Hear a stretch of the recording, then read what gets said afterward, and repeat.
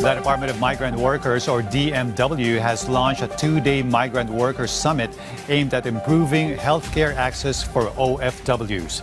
The government has emphasized the need to promote and protect the health, well-being, and welfare of OFWs, stressing that access to quality healthcare is essential to their safety and productivity as the country's modern-day heroes.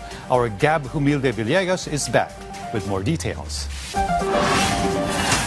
The Department of Migrant Workers, Department of Health and Overseas Workers Welfare Administration started the two-day Migrant Workers Health Summit in Quezon City on Tuesday.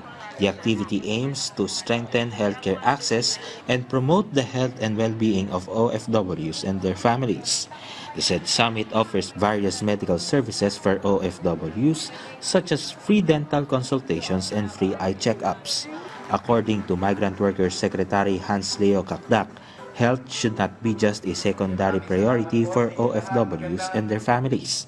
The Secretary emphasized that the government must take care of OFWs not just by protecting their jobs in accordance with the directive of President Ferdinand R. Marcos Jr. Ang kalinga ng pamahalaan ay dapat nararamdaman ninyo at inyong mga anak sa bawat sandali. Meanwhile, for Health Secretary Ted Herbosa, the health of migrant workers is an important component of universal healthcare. The Secretary also recognizes the significant contribution of OFWs to the country's development. Protecting the health of migrant workers is not only a health concern, it is also a development concern, a labor concern, and a shared national responsibility.